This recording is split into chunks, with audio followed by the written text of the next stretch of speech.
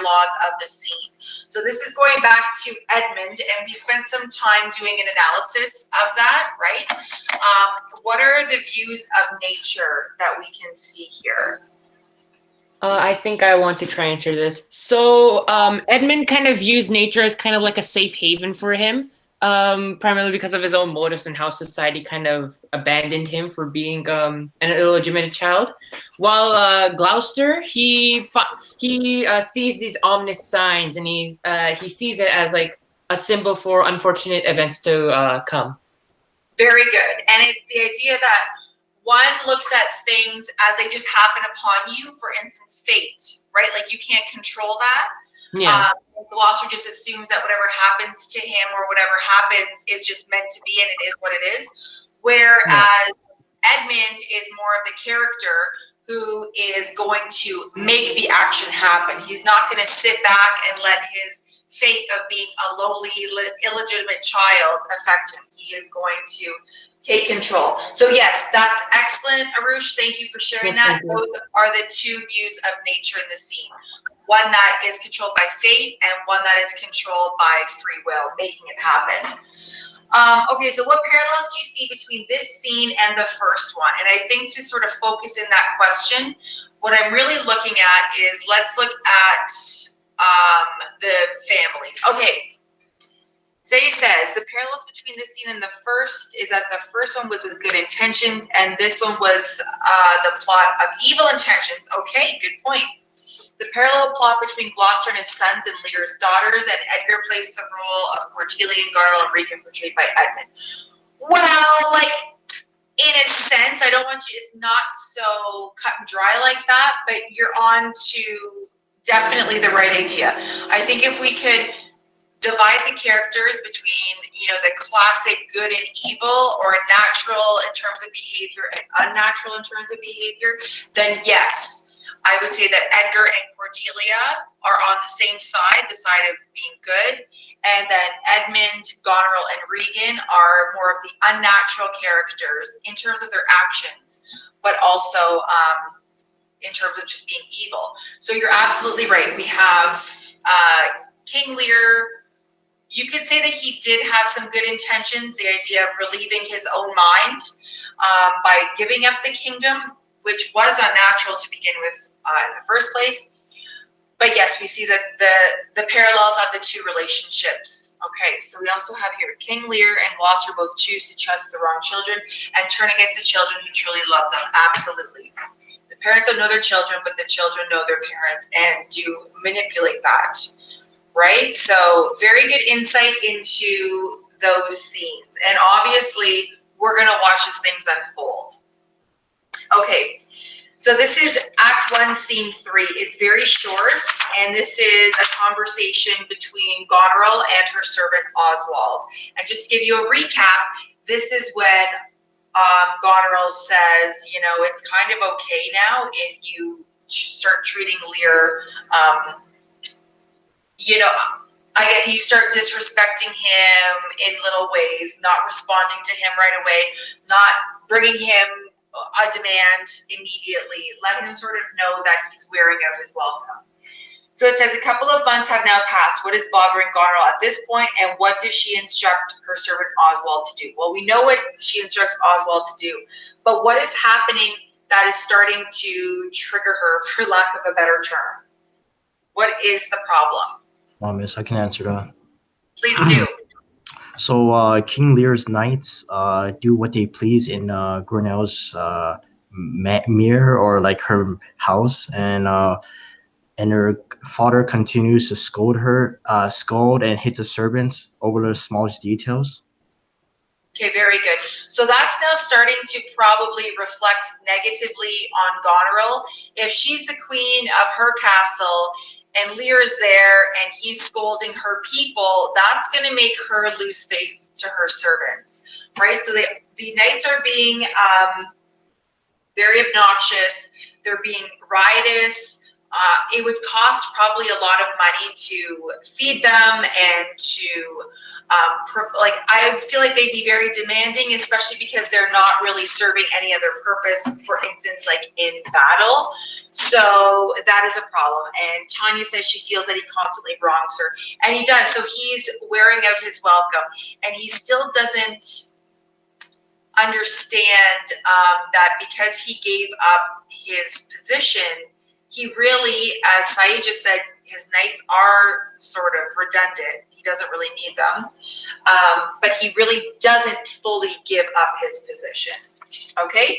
So without further ado, let's read Act 1, Scene 4, which I think is kind of critical, so I'm glad you all chose to reread it.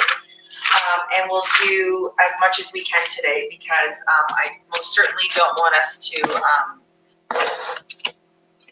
fall too far behind. We're on a tight schedule here. Who did Lear hit? He's hitting the servants. Just like in general, she would probably have a massive amount of servants to upkeep her castle. And he is, it says here, did my father strike my gentleman for chiding of his fool? Okay, so Oswald in particular. Yes, so he's not hitting Goneril, he's hitting the servants. Okay, so just this scene, it has a lot developing here. I saw some of your tweets, which were great. So we have Kent in disguise. He's coming back, obviously, because he knows that Lear needs that protection and the loyalty. But we also are going to meet the Fool. And what's interesting is that when the Fool is present, Cordelia is not. And when Cordelia is present, the Fool is not. So they seem to be, they probably strategically were actually played by the same character, the same actor in Shakespeare's time. Just to make it easy, it was women were not allowed to be performers, so it would have been probably a more slight looking man that would have played this role. But the Fool is given a lot of liberties that others wouldn't have. And I'm sure when you read it, you could really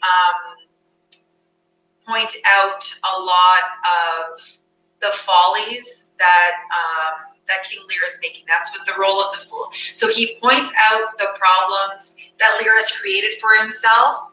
And as much as Lear doesn't want to hear it, he does get mad with the Fool sometimes, but the Fool seems to be able to have a little bit more liberties than others would. Didn't they get young boys to play women? Probably like teenagers or like smaller men. But yes, they would have had young males and men play both male and female parts. Okay, so Act 1, Scene 4. Kent has disguised himself and now applies to Lear for a job. When Oswald, Goneril's servant, is disrespectful in speaking to the king, Kent strikes him. The Fool comments on Lear's folly in giving away his crown. Goneril complains to her father about the behavior of his knights and insists that their number must be reduced. This is going to be an absolute trigger for Lear. Okay? Reducing his knights, what does that mean? It's reducing his power, it's reducing his manliness, it's a whole thing for him. So that becomes very problematic. Lear pronounces a terrible curse on his eldest daughter. He leaves Goneril's house and sets off to make his home with Regan. Goneril's husband Albany reproaches her, but Goneril is unrepentant. She sends a letter to her sister. Does Kent have any evil intentions when disguising himself? No, he does not. He disguises himself so Lear will not recognize him, but the whole reason that he disguises himself is so he can actually return to Lear's service. So you'll notice that references that he has, is even later on in the play, that he is willing to give his life for Lear and will follow Lear wherever Lear needs him to go. So that sense of loyalty and love that the good characters have is obviously missed by Lear completely, right? His one true daughter and his true confidant and friend, Kent, both vanished.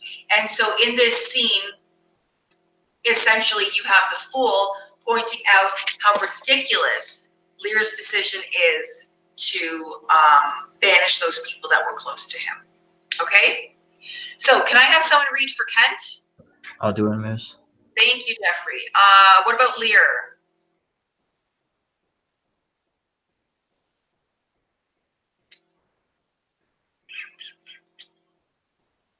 Anybody? Anybody for Lear?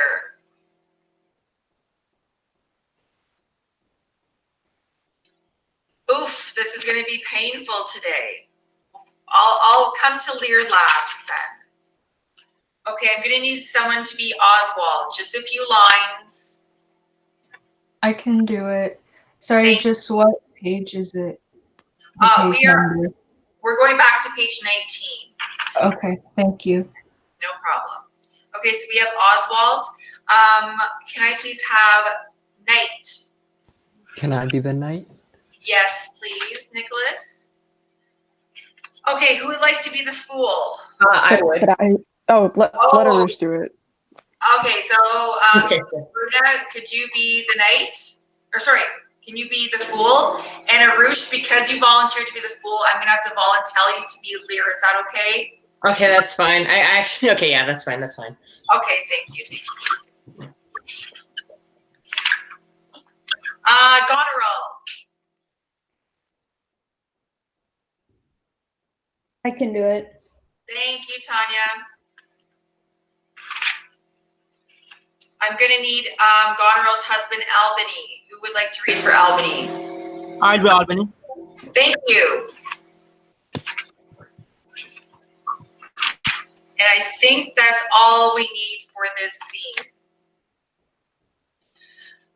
Okay, well, you all have me a little bit self-conscious, so I'm just going to turn off my camera, and now we're in this weird thing where all I see is your little blobs. So let's just read, okay? So Kent, when you're ready. If but as well I other accents borrow, that can my speech diffuse my good intent, may carry through itself to a full issue, for which I rasp my likeness. Now banish Kent, if thou canst serve where thou dost stand condemned, so may it come. A master, whom thou lovest, shall find the full of labors. Good. Sorry. Let me not stay a jot for dinner. Go, get it ready. How now? Where art thou? Amen, Oh, sir. where art thou? Amen, sir. What dost thou profess? What wouldst thou thus? I do profess to be no less than I seem. To serve him truly will put me in trust. To love him that is honest. To converse with him that is wise and says little. To fear judgment. To fight when I cannot choose. And to eat no fish. Oh, what art thou? A very honest-hearted fellow, and as poor as the king. If thou beest as poor for a subject as he is for a king, thou art poor enough. What wouldst thou? Service. What wouldst thou serve? You. Dost thou know me, fellow? No, sir, but you have that in your continuance, which I would fain call master. Countenance. Continent. Okay. Oh. What's that? Authority. What service canst thou do? I can keep honest counsel, ride, run, mere, a curious telling it, and deliver a plain message bluntly, that which ordinary men are fit for. I am qualified in, and the best of me is diligence. How old art thou? Not so young, sir, to love a woman for singing, nor so old to thought on her for anything. I have years on my flag, 48. Follow me, thou shalt serve me. If I like thee no worse after dinner, I will not part from thee yet. Dinner, ho, dinner! Where's my knave, my fool? Go you and call my fool hither. Okay. You, Sarah, where's my daughter? So please you. Okay, I just wanted to kind of highlight a couple of the things about Kent, okay? So I think what's interesting is that to contrast Edmund's scene 2, his soliloquy, where he's talking about, serving himself in that very Machiavellian way.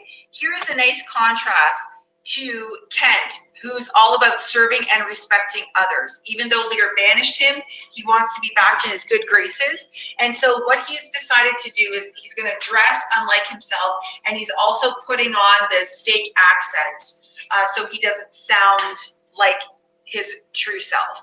And he essentially he says that I am as poor as the king. It's kind of interesting that he said that on line 18. Poor as a king in what? And what we're going to find out is that Lear is actually poor in many different ways. Like maybe not in terms of like money, but in other ways, he's lacking a lot of things here. Okay. Right now, King Lear is in kind of a good mood. It's just going to be interesting to see the more that the Fool probes him or points out things that have been his folly, he's going to slowly turn. Okay. So what Lear basically says is, Kent, I'll give you a chance. You're kind of old for me. You're 48, but if you don't bother me by dinner time, then consider yourself part of my service. Okay, so now he's called his daughter, and we're going to find, he's also asking for his fool because he wants to be entertained. So Lear, carry on, please. Okay. You, Sorrel, where's my daughter?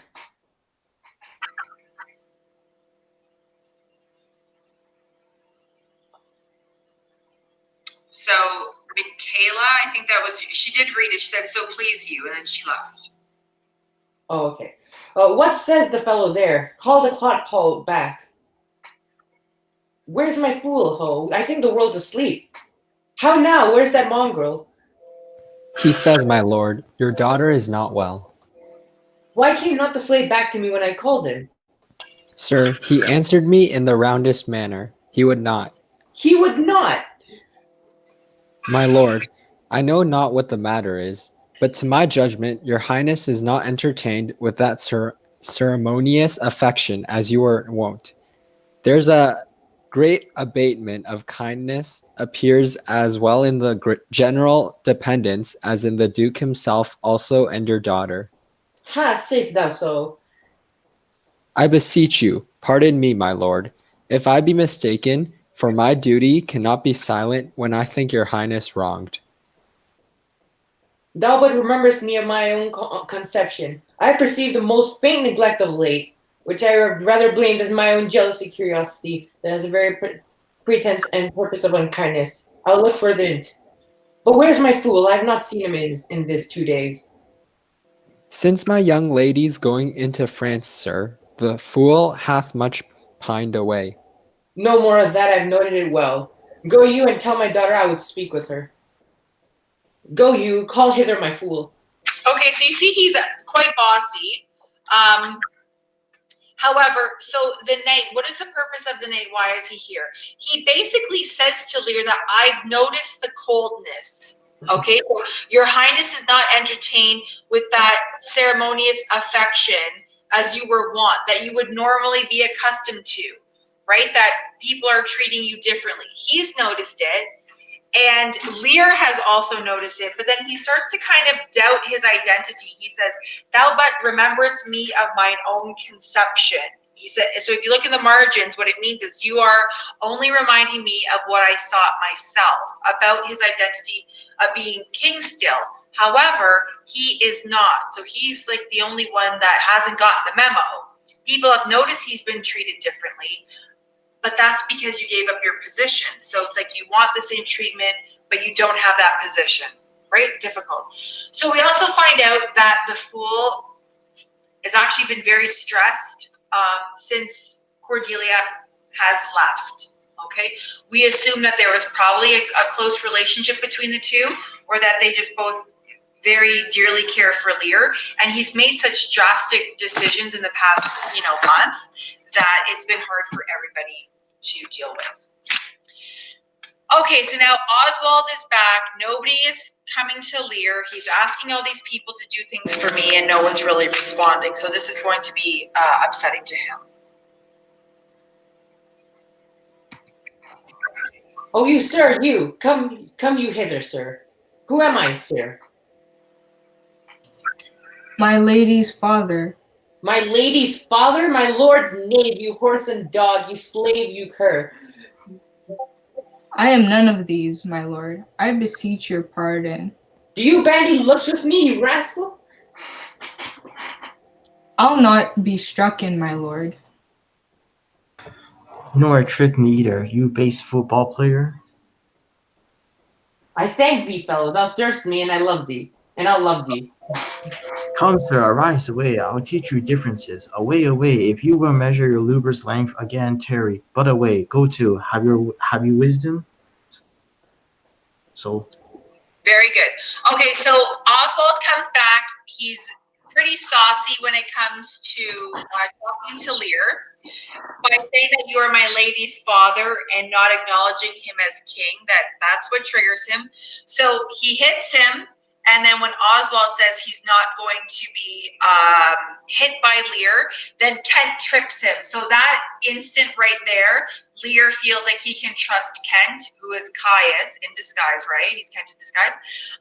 And that bonds them right away. And Oswald looks like a fool in front of everybody.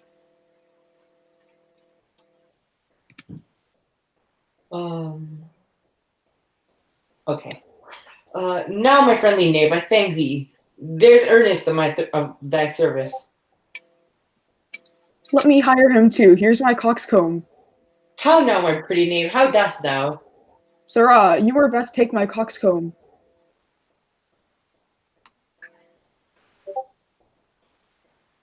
Jeffrey. Oh, why, fool? Why? For taking one's part, that's out of favor. Nay, and thou canst not smile as the wind sits. Thou'lt catch cold shortly. There, take my coxcomb. Why, this fellow has banished Tuon's daughters, and did the third a blessing against his will. If thou will follow him, thou must needs wear my coxcomb. How now, nuncle? Would I had 2 coxcombs and 2 daughters? Okay, I will say that, sorry to interrupt, when the fool talks, I want you to know that there's a lot of puns, there's a lot of double entendre. Do you know what double entendre means? It has 2 meanings. One tends to have a sexual undertone. So oftentimes he is going to use these sexual jokes to make a direct comment to Lear about how foolish he's being. So they're talking about the coxcomb. Do you know what that is? Well, if you look at the top of page 23, it's like that classic court jester hat that we're all familiar with. Okay, so when he's asking, Lear, let me give you my coxcomb, why is he saying that? Because what he's actually implying is that Lear is the fool and not the entertaining kind of fool, right? For giving up, for sending his one daughter away who loved him and dividing his kingdom. So a lot of the jokes, the double entendres, the puns are going to reflect that, but also his weakening state. Okay, let's carry on. Okay. But why, my boy? If I gave them all my living, I'd keep my coxcombs myself. There's mine. Take another of thy daughters. Take here, Sirrah, the whip. Truth's a dog, must a kennel. He must be whipped out when the lady's brack may stand by the fire and stink. A pestilent gal to me. Sirrah, I'll teach thee a speech. Do.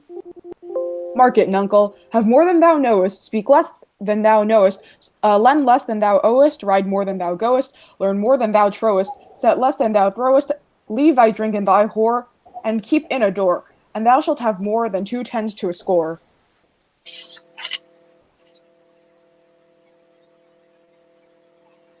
There's nothing, fool. Then 'tis the breath of an unfeed lawyer. You gave me nothing for it. Can you make no use of nothing, nuncle? Why, no, boy, nothing can be made out of nothing. Prithee, tell him, so much of the rent of his land comes to, he will not believe such a fool.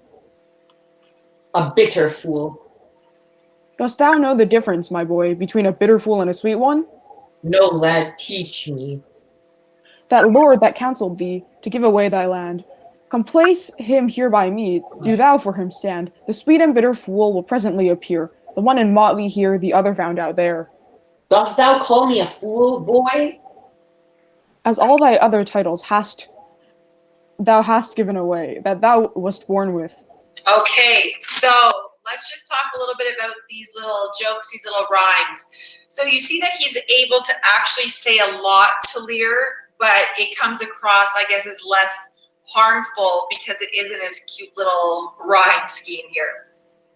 So when he says, have more than thou showest, speak less than thou knowest, essentially that this is advice, okay? And it's advice in ways that you should not be taken advantage of or not be manipulated, which is what he's basically saying is what his daughters did to him, Okay? And Kent says, this is nothing, fool. But actually, is it nothing? Or is it pretty significant in terms of nothing? This kind of links, I just want to go back to, okay, so from this is nothing, fool.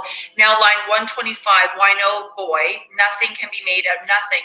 This is actually a repeat of the line 89 from Act 1, Scene 1, where he said this to Cordelia, nothing can be made out of nothing. So the nothing that the fool is actually talking about is really something. And he's trying to point out here, and then in his next little rhyme, where he says, like, come and stand by me, because I'm in motley, meaning his outfit, the fool's costume, and the other found out there. So he's suggesting that there's two fools. He's one, but he's a sarcastic, like, joking fool. And then he's also pointing out that Lear is just like the idiot fool. There's no entertainment. Lear gave no counsel. He didn't think about this. And that's what he means by the two fools, okay? And then, of course, he says, when Lear says, dost thou call me fool, boy? And this is a really good line you may want to make note of, line 141, 142. All thy other titles thou hast given away that thou was born with. So what titles did Lear give away that he was born with? Oh, like his title of king. Title of king. What else did he just give away? I guess his title as a father as well, considering he's well, first he kind of disowned Cordelia, and then later on he's gonna, I guess as it said earlier, like curse Goneril. Absolutely. So he's given away the two titles that he was born with. The only other title he has, maybe the title of man, but as we find out as we carry on through the scene, like, he's an aging man. He doesn't have the same strength and prowess as he used to have. And so that is also pulled into question. So what he's basically going to be doing towards following the end of this scene is he's kind of having a bit of an existential crisis. He's making small realizations that he made a terrible mistake that he can't go back and change. Okay, so everything's kind of like a little bit funny right now, but it's also getting pretty serious, especially when the fool, like, and think about the tone with which he's saying this. I'm sure there's a little bit of a joking tone with the little rhymes, but when he says all the other titles thou hast given away that thou was born with, he's not joking anymore. This is serious. And then in Kent's next line, we see that if Kent agrees with this, then it's something that Lear needs to take into consideration. Okay, so let's carry on. This is not altogether fool, my lord. No, faith, lords, and great men will not let me. If I had a monopoly out, they would have part on it. And ladies, too, they will not let me have all the fool to myself. They'll be snatching. Nuncle, give me an egg, and I'll give thee 2 crowns. What 2 crowns shall they be? Why, after I have cut the egg in the middle and eat up the meat, the 2 crowns of the egg, when thou clovest thy crown in the middle, and gavest away both parts, thou borest thine ass on thy back o'er the dirt. Thou hadst little wit in thy bald crown, when thou gavest thy golden one away. If I speak like myself in this, let him be whipped that first finds it so. Fools have ne'er less grace in a year, for wise men are grown foppish, and know not how their wits to wear. Their manners are so apish. Very good. Okay, so let's kind of look a little bit about the cutting the egg in the middle and eat up the meat with the 2 crowns of the egg. So this is a great image, right? What's the good part of the egg? Obviously not the shell. It's what's inside, correct? I mean, unless you like eating shells. I sure don't. So what he's saying is that by dividing it, you divided all the good stuff that was in the middle, you left it unprotected. So it was a ridiculous decision for a king to make. You're supposed to maintain your kingdom together, and you've broken it apart.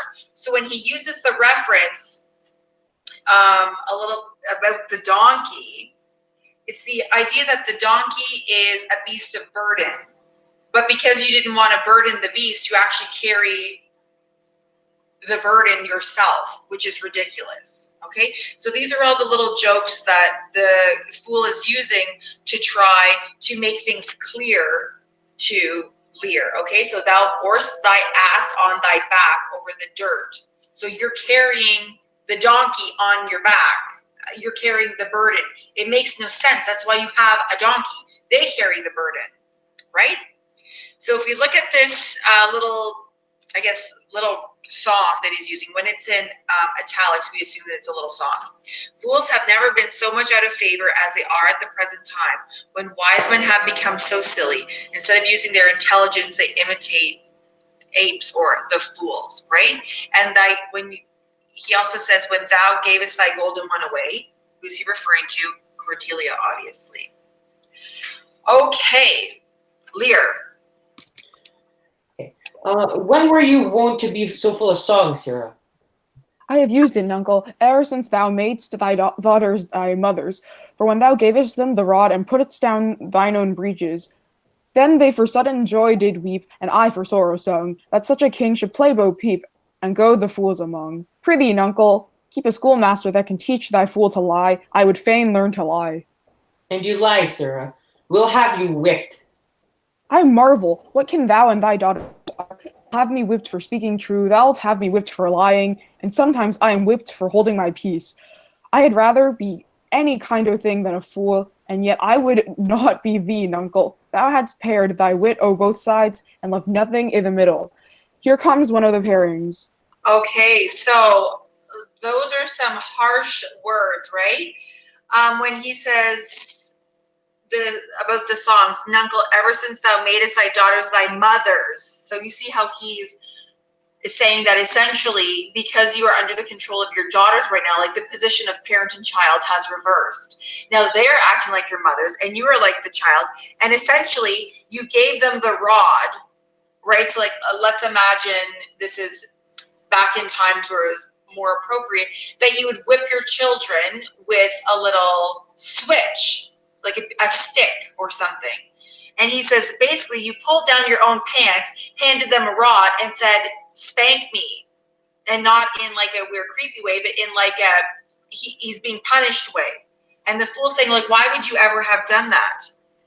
And every time he says something that is true, Lear says, if you lie, I'll have you whipped. So he's always threatening him with some kind of physical harm by saying too much, like the reference to Bo Peep. And this is a children's game. I guess we would know it as like peekaboo, right? We don't call it Bo Peep, it's peekaboo. A children's game where you cover your eyes pretending not to see. And that's what he's saying that Lear was. Like you just didn't see what could have, you didn't have the foresight to see what could potentially happen because you don't know yourself well, you don't know your daughters. And he said, well, you'll whip me for speaking the truth, you'll whip me for lying, I'm whipped for holding my peace. But what he does says that I would not be thee, nuncle, thou hast paired thy wit of both sides and left nothing in the middle. Here comes Goneril, one of the pairings. Okay, so he kind of says that at least I'm a fool. You are nothing. And that's what all of this is building up to. So when Lear finally realizes this and reflexes, this is a very bitter pill to swallow. When you realize that you were the cause of your own demise, that's difficult. Okay, so now Goneril has finally decided she is going to address Lear. Okay. How now, daughter? What makes thou frown the tongue? You are too much of latest frown. Thou wast a pretty fellow when thou hadst no need to care for her frowning. Now thou art an O without a figure. I am better than thou art now. I am a fool. Thou art nothing. Yes, forsooth, I will hold my tongue. So your face bids me, though you say nothing. Mum, mum, he that keeps nor crust nor crumb, weary of all shall want some. That's a shield, peace god. Not only, sir, this your all licensed fool, but other of your insolent retinue do hourly carp and quarrel, breaking forth in rank and not to be endured riots. Sir, I had thought, by making this well known unto you, to have found a safe redress, but now grow fearful by what yourself too late have spoke and done, that you protect this course and put it on, by your allowance, which, if you should, the fault, would not scape censure, nor the redresses sleep, which in the tender of a wholesome weal might in their working do you that offense. which else were shame that then necessity will call discreet proceeding. Okay, so even in the margins, if you look, it says that Goneril speech is curiously involved with its syntax. What does that mean? That's a fancy way of saying it's a little bit confusing and it's hard to sort of decipher what she's trying to say. So I'll read this so we can figure it out. So what she seems to be saying is this: if you are encouraging this misbehavior, you are making a mistake which cannot go unnoticed, and I shall have to find remedies for the misbehavior.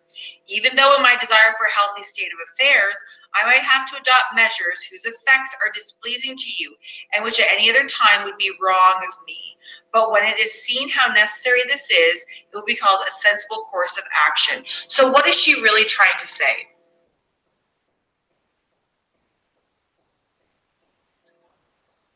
What is she really, it's kind of like it's a bit of a warning to Lear. Does she think that he's encouraging his knights to behave badly, or that he is encouraging them to behave badly?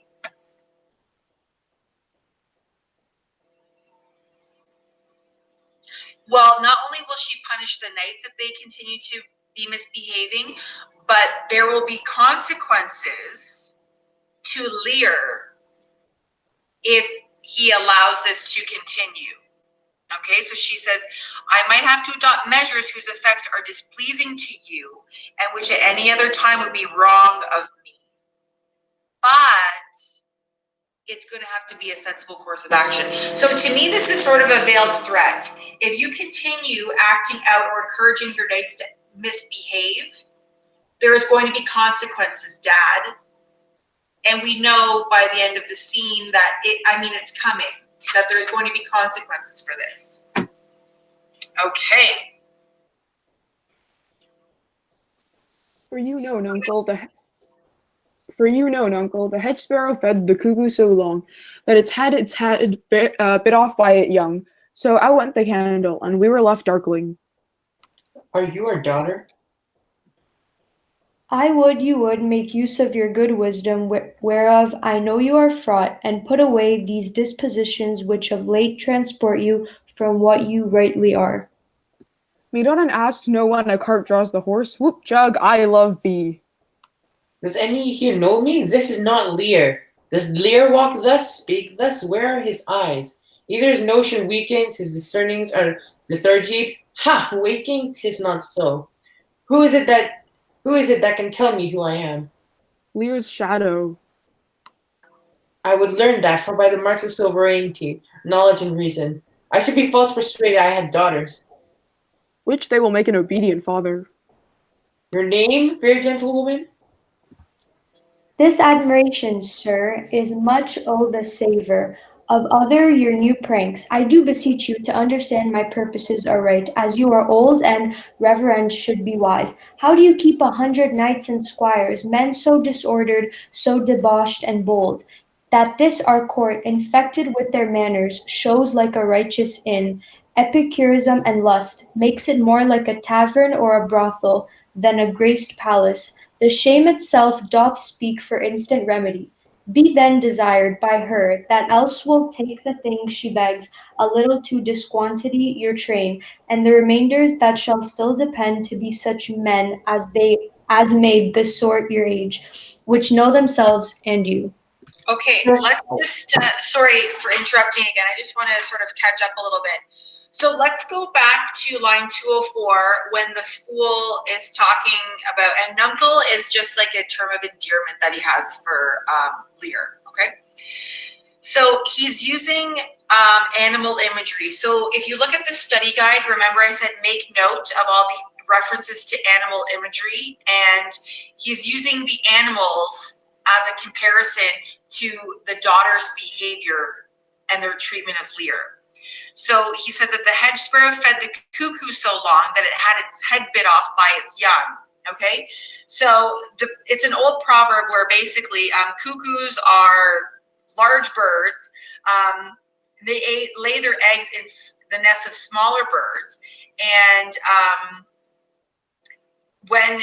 which then have to rear the young cuckoo. So he's saying that essentially you have these cuckoos, these bigger birds in these smaller nests, and that the hedge sparrow kept feeding the cuckoo bird so long that the cuckoo bird got bigger and bit its head off. And he's using that as like Lear being the hedge sparrow and Goneril and Regan being these cuckoos, and that you pandered to them for so long that now they just finally are going to bite your head off. Now that's not literally what they're doing, but he's saying that you have coddled them, you've pandered to your daughters, you gave them the kingdom, which left you completely powerless, and now they're taking advantage of you. They're being aggressive and greedy.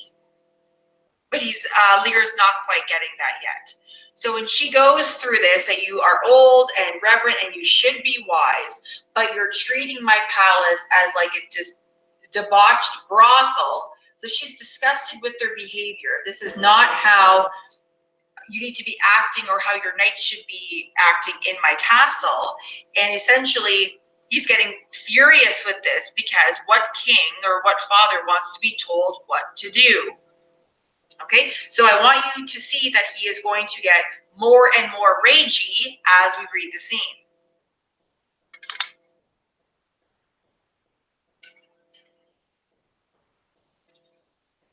Oh, that's me. Okay. Darkness and devils, sell my horses, call my train together. Okay, I can't say that out loud because my dad's working. I'll not trouble thee, yet I've left a daughter. You strike my people, and your disordered rabble make servants of their betters.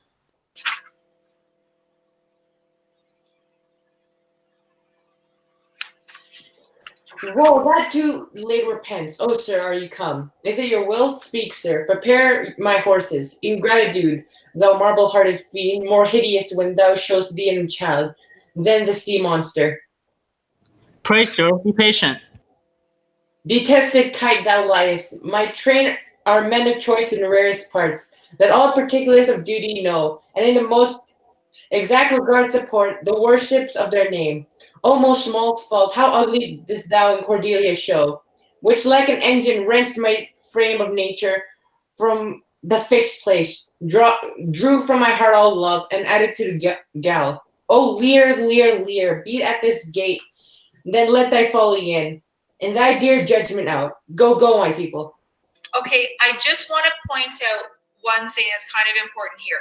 So Goneril telling him that they're behaving improperly has really upset him, okay? And at the end of his passage, he says that I'll not trouble thee, yet I have left a daughter. Meaning like Cordelia's gone, but he's still got Regan, okay?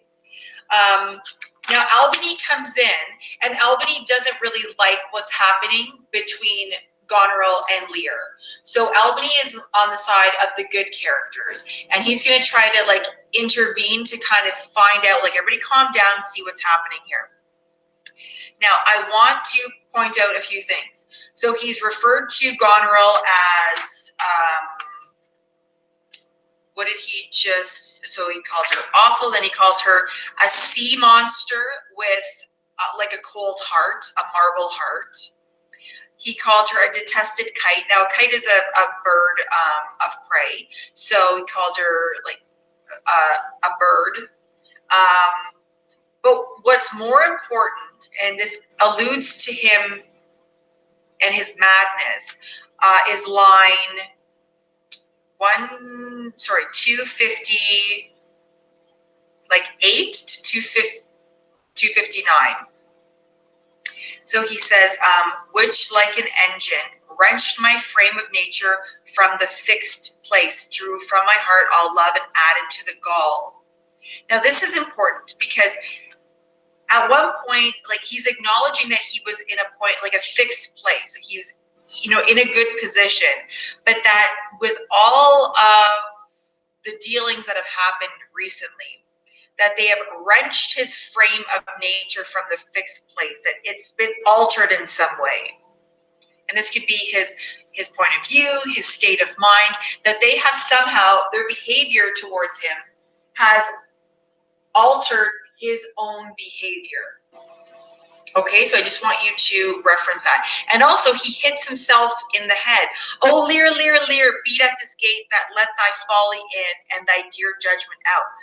He is fully acknowledging right now that he's kind of made some bad decisions. Okay? So, Albany. My lord, I am guiltless, as I am ignorant of what hath moved you. It may be so, my lord. Hear, nature, hear, dear goddess, hear. Suspend thy purpose if thou didst intend to make this creature fruitful. Into her womb convey sterility. Dry up in her the organs of increase, and from her derogate body never spring a babe to honor her. If she must teem, create her child of spleen, that it may live and be thwart this nature torment to her. Let it stamp wrinkles in her brow of youth, with kidding tears for channels in her cheeks. Turn all her mother's pains and benefits to laughter and content, that she may feel how sharper than a serpent's tooth it is to have a thankless child. Away, away. Okay, so that's a pretty awful curse. Okay, so ever since this business with Cordelia, she's left. He's been out of sorts, not feeling the same way. And because of this, when Albany says, like, I am kind of ignorant on as to why you're so upset, he came into this late, he doesn't really seem to understand. And then he ends up cursing her and saying, I want you to be sterile and not have children. But if you do have children, I want them to mock you. I want them to be cruel to you. I want them to furrow your brow and give you wrinkles and make you cry so that deep streams of pain and anguish will be in your cheeks. And how sharper than a serpent's tooth it is to have a thankless child. Like, that's the line of the play. That's the most famous line. Okay? And I mean, why does he associate her with a serpent? Like, this is biblical. So what's the associations there? Oh, the serpent that offered Eve the apple, right? Right. I mean, like, if you go back to Garden of Eden or the serpent in general, it's someone who is evil and cunning and manipulative, right? So it's only appropriate that he would refer to his daughters, basically, yes, Tom, being devilish, being evil, being cunning, like a snake. Okay, so away, and he exits, and now Albany is going to try to talk to Goneril to find out what's going on. Now, gods that we adore, whereof comes this? Never afflict yourself to know more of it, but let his disposition have that scope as dotage gives it.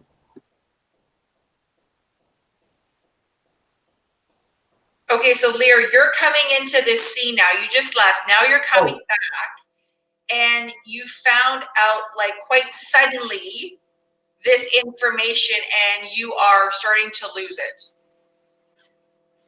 What? 50 of my followers at a clap within a fortnight? What's the matter, sir?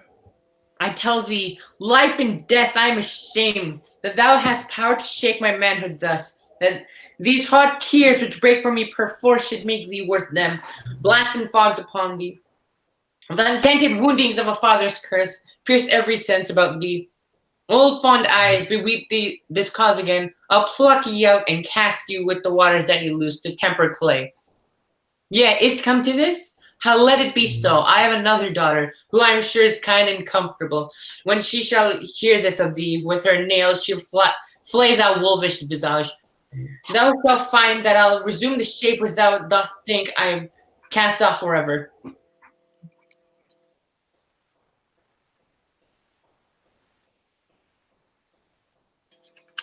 Goneril?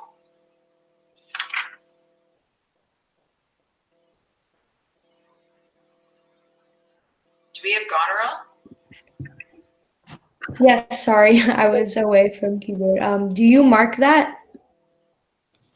I can't be so partial, Goneril, to the great love I bear you. Pray you content. What, Oswald, ho! You, sir, more knave than fool, after your master. Nuncle Lear, tarry, take the fool with thee. A fox when one has caught her, and such a daughter should sure to the slaughter. If my cap would buy a halter, so the fool follows after. This man hath good counsel. 100 knights 'tis political and safe to let him keep. At point 100 knights. Yes, that on every dream, each buzz, each fancy, each complaint, dislike, he may enguard his dotage with their powers, and hold our lives in mercy. Oswald, I say. Well, you may fear too far. Safer than trust too far, let me still take away the harms I fear, not fear still to be taken. I know his heart. What he hath uttered I have writ my sister. If she sustain him and his 100 knights, when I have showed the unfitness. Good. How now, Oswald? What have you writ that letter to my sister? Madam. It's like yes. Oh, sorry. That's okay. Madam. Take you some company and away to horse. Inform her full of my particular fear, and thereto add such reasons of your own as may compact it more. Get you gone, and hasten your return. No, no, my lord, this milky gentleness and course of yours, though I condemn not yet under pardon, you are much more attraxed for want of wisdom than perished for harmful mildness. How far your eyes may pierce, I can't tell. Striving to better, off we mirror what's well. Nay, then. Well, the event. Okay, thank you. So I just wanted to finish that, but we're going to go back a couple of pages to page 29. So after Lear says how sharper than a supersuit us it is to have a thankless child, and Albany is like, what in God's name has happened here? Because he doesn't really know what Goneril has planned, okay? And anytime he's kind of like interjects, she just overpowers him, okay? So kind of by saying like, don't worry about it, I've dealt with it. So then Lear comes in, and the stipulation for him to stay with Goneril is that he has to get rid of how many knights? 50. That's right. So he's fine to stay with Goneril, but 50 of his knights, half, are going to be dismissed. Okay? And when Albany says, what's the matter, sir? This is where, your heart starts to kind of break for Lear a little bit. Even though he's done all this to himself, he starts to cry. He says, I am ashamed that thou hast power to shake my manhood thus, that these hot tears, blah, blah, blah, blah, blah. Okay? Why is he so upset that she's shaken his manhood? Maybe because she's a woman and he's so enraged and he feels very vulnerable at Goneril's attitude. Okay? That could be one of these things. He feels like he has lost control. That could be another sense of frustration. But the problem is still this. On line 295, he says, I have another daughter who I am sure is kind and comfortable. And when she shall hear this of thee, with her nails shall flay thy wolvish visage. So again, another animal that he's comparing Goneril to is a wolf. Okay, what's the problem with him saying that? I have another daughter who I'm sure is kind and comfortable. Regan's like in cahoots with Goneril, and they're like planning to do the same thing. Absolutely, he still can't see the truth that both of them are going to be working together. It's a matter of time. Okay.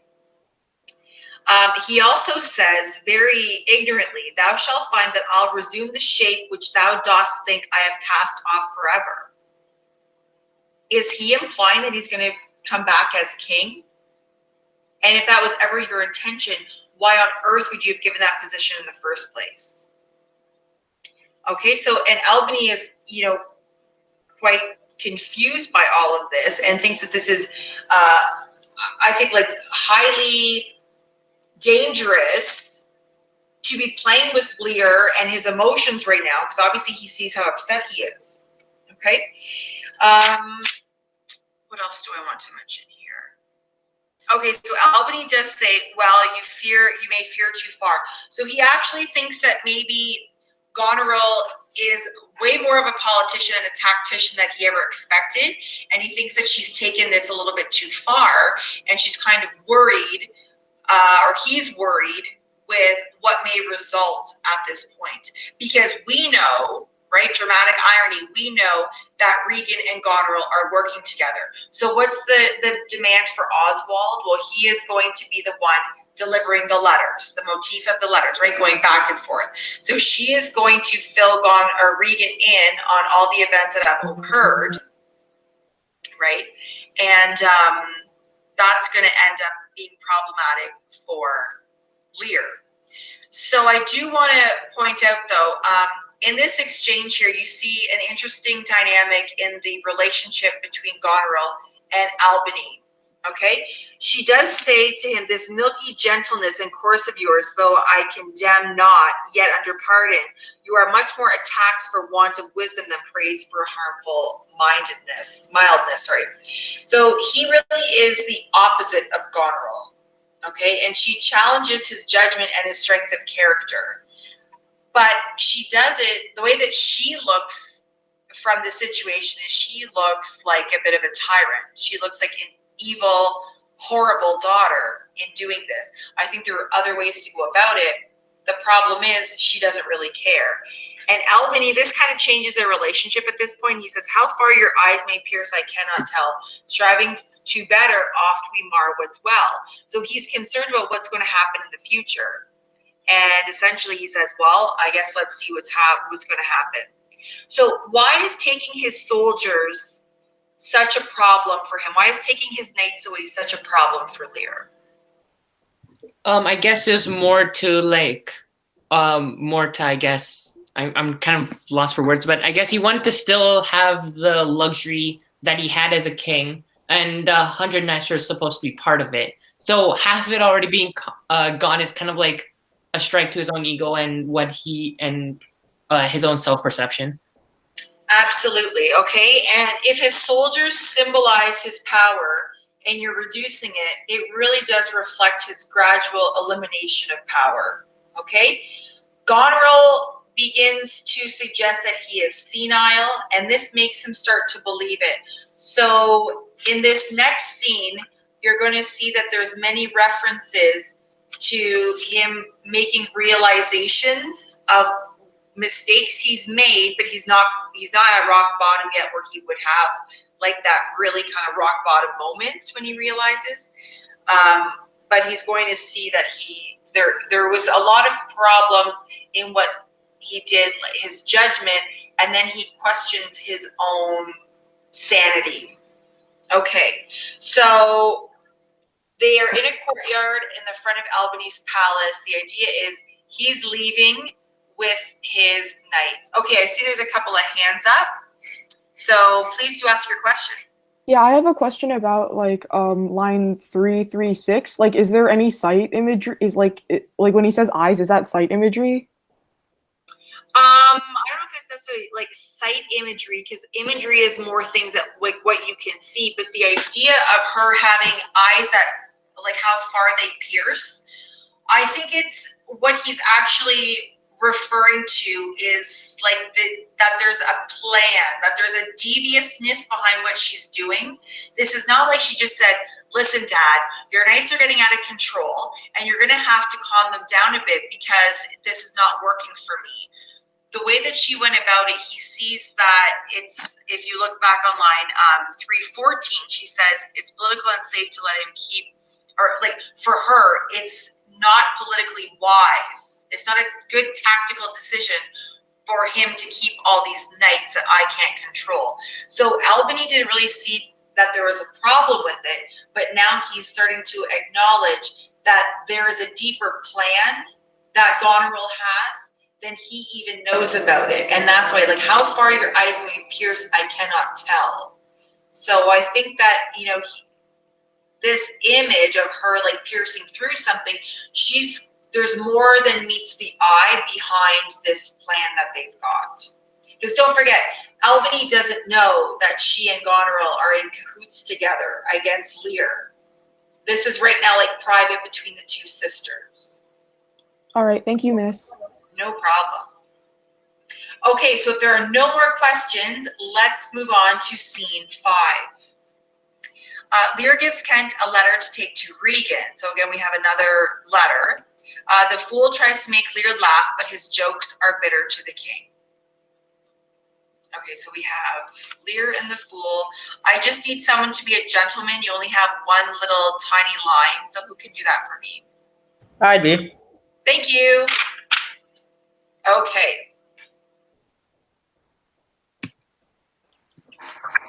Okay, I'll get started. Go you before to Gloucester with these letters. Acquaint my daughter no further with anything you know, then come from her demand out of the letter. If your diligence be not speedy, I shall be there for you. I will not sleep, my lord, till I have delivered your letter. If a man's brains were in his heels, were it not in danger of kibes? Aye, boy. That's me. My bad. Aye. Then I, prithee, be merry, thy wit shall not go slipshod. Shalt see thy other daughter will use thee kindly, for though she's as like this as a crab's like an apple, yet I can tell what I can tell. What canst tell, boy? She will taste as like this as a crab does to a crab. Thou canst tell why one's nose stands in the middle of one's face? No. Why, to keep one's eyes of either side's nose, that what a man cannot smell out he may spy into. I did her wrong. Canst tell how an oyster makes its shell? No. Nor I neither, but I can tell why a snail has a house. Why? Why? To put's head in, not to give it away to his daughters and leave his horns without a case. I'll forget my nature, so kind of father. Be my horses ready? Thy asses are gone about 'em. The reason why the 7 stars are no more than 7 is a pretty reason. Because they're not 8? Yes, thou wouldst make a good fool. To take against perforce, monster ingratitude. If that were my fool, nuncle, I'd have thee beaten for being old before thy time. How's that? Thou shouldst not have been old till thou hadst been wise. Oh, let me not be mad, not mad, sweet heaven. Keep me in temper, I would not be mad. Now, are the horses ready? Ready, my lord. Come, boy. She that's a maid now and laughs at my departure shall not be a maid long, unless things be cut shorter. Okay, so there's a reference here. Go you before Gloucester with these letters. Now, why mention that? For me, it's the way to link the 2 plots together. Okay, and Gloucester is going to get some information that we'll find out in later scene. So essentially, a lot of these little jokes that the fool is trying to tell Lear about, the idea like his brains being in his feet and wearing slippers, and then the idea like the crab like an apple, why is the nose in the middle of your face? Just he's trying to lighten the mood. But as you can see, in between doing that, there's also a lot of things revealed about the sisters. So when he says, shalt see thy other daughter will use thee kindly, for though she's as like this as a crab's like an apple, yet I can tell what I can tell. So what's the idea of a crab apple? On the outside, it looks juicy and delicious, but you know that a crab apple doesn't really taste good on the inside. And I think that's what the fool is trying to say, that both of the sisters on the outside look nice, but that Regan is the same as Goneril. They're both going to be like sour and bitter on the inside. And so in the midst of these jokes, line 22 kind of sticks out of nowhere, and he just says, I did her wrong, disregarding the fool's jokes. What does he mean, I did her wrong? Who is he implying? Cordelia? Absolutely, Cordelia. Okay? So it's interesting that a month has gone by, we'll say, and he is still thinking about doing that he did her wrong, and that her absence has wrenched him from that fixed place. The treatment of these other daughters is upsetting to him, right? And you're talking about the snail now and how an oyster makes its shell. So he says, why put his head in, not to give it away to his daughters and leave his horns without a case, right? So that's why a snail needs a shell, because if not, it's not protected. And you see that there's always a lesson or a moral in each of his little jokes, okay? Then they're talking a little bit about the Pleiades, and this is the Pleiades story, and it's a cluster of stars, making a joke about that. And then he says on line 35, to take again perforce, monster ingratitude. So he's upset about Cordelia, and then he goes back to thinking about Goneril. So you see, like, he's becoming almost obsessed with all of the bad things that are going on in his mind. So maybe he's thinking about reclaiming his kingdom. He's thinking about the reduction of knights. He's thinking about the one daughter that left. He's thinking about the daughters and how they're treating him. And the fool says to him that I would have beaten you.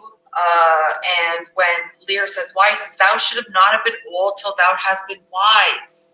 Right? You often think that when someone's old, they've got wisdom because they've lived through and they've had all these experiences. And it's not been like that for Lear. He may be old, but he hasn't really gained any wisdom. And as you can see, this is line 41, 42. Oh, let me not be mad, not mad, sweet heaven, keep me in temper, I would not be mad. So he's starting to question his own sanity. Okay, and then at the end, the fool makes a little joke about something being cut shorter. It's a phallus. Do you know what a phallus is? It's a penis. So of course you have to have a joke about that. Why? Maybe a little bit of comic relief to be used to lighten the mood at the end. But they are taking off to go to Regan's castle, hoping that maybe, you know, a different situation will occur. Now, did you have enough time to go over the questions? Should we take up the questions and then we'll start reading Act 2? Yeah, that sounds right. That sounds like a good idea. Okay, perfect. So Act 1, Scene 4. There's not really Scene 5 questions because they're pretty self-explanatory, but we can talk about it. Why does Kent wish to serve Lear? And what does he discern in Lear's countenance, and how is this ironic? So why does Kent want to serve Lear? Can I answer this one? Please do. So Kent wishes to serve Lear because he is loyal to him and wishes to continue serving him. Excellent. And what does he discern in Lear's countenance? How is this ironic? He discerns authority, and the irony is that he doesn't actually have any. Right, but that's because obviously Kent was working with Lear for many, many years, and probably at one point did see an excellent king, or at least in some ways. Okay, very good. And Lear's lost all the power. However, Kent still regards him as the king. What is Kent's reaction to what Oswald's servant, to Goneril's servant, not Oswald's servant, that Goneril's servant does to Lear? What happens? Yeah, Kent is obviously furious to find out how he's been treated. And then what does he do that embarrasses Oswald? Because they have beef later. They actually get into like a big physical altercation. He trips him, right? So after being furious, he trips him, humiliates him, and the fight continues later on. So something to look forward to. What is, why is what the knight says about the fool's pining away since my young lady's gone to France important? I guess, well, in this scene, the fool kind of comes off as, like, ironically, as one of the most rational people. And him being upset over Cordelia's departure has to do with the fact that he acknowledges that it was a horrible idea. Absolutely. And we don't really we don't see them together, but it seemed that they did at some point have a close relationship. What is the fool's function in this part of the play, and what are at least 3 examples of how he fulfills his function? So what would you say is his role? I guess satirical to a degree. Very satirical. Now, what is satire? I just like trying to make fun of something by mimicking it. But it also comes off as like you're making fun of a serious situation, but it actually is true. Okay, so yes. Also, Nicholas, I agree with you. Comedic relief to lighten the mood when things are getting pretty heavy. Can we think of what else? Absolutely. So he offers a lot of criticism to different characters, and all of these things are valid. To juxtapose King Lear. Okay, good that he has insight, and whereas King Lear doesn't. And he is that character from the lower class that's able to point out the flaws of the characters in the upper class. So very good. Right, to provide insight into the truth and give somewhat wise statements in disguise of a fool of a clown. Good. And the fool uses Lear's weakness to speak the truth. Absolutely. Okay, very good. Okay, would you guys like to take a little bit of a break? And then we can get to Act 2, a little bio break.